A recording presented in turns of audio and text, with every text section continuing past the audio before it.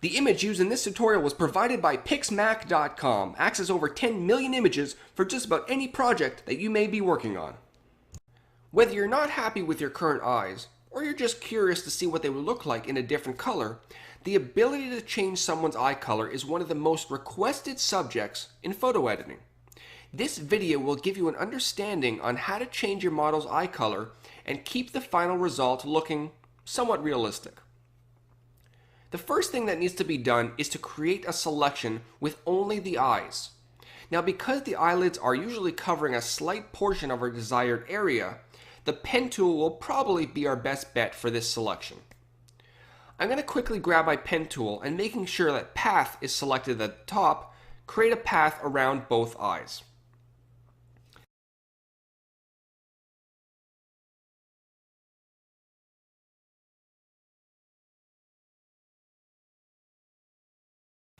Now that we have a path around the eyes, go ahead and right-click on the path and choose Make Selection. I found that it's usually a good idea to add a slight feather to the selection.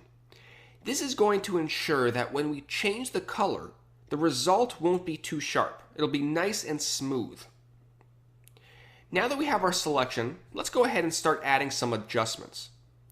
We're going to make sure to use adjustment layers. Adding adjustments directly on top of your image is a big mistake. Using adjustment layers will allow us to edit or remove any aspect of our edit later on. Now, when changing eye color, there are a few things I typically do before adding any color. Especially if you're changing brown or black eyes, these steps are very important. First, I usually like to remove all color completely from the existing eyes. This can be done with the hue and saturation adjustment layer. Once added, simply drag the saturation all the way down to the left.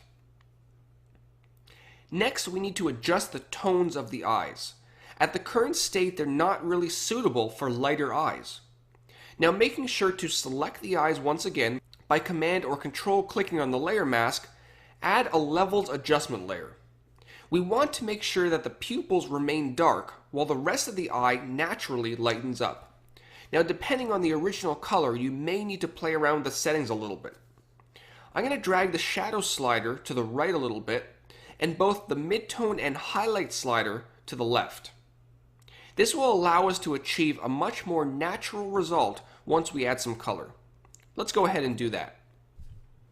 Selecting the eyes once again, add one more hue and saturation adjustment.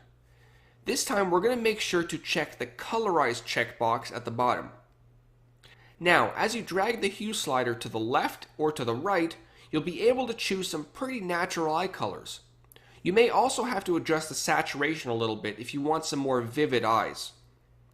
Once this is done, you can leave the result as is, or use my Vivid Eyes tutorial to take your image to the next step. I hope you enjoyed.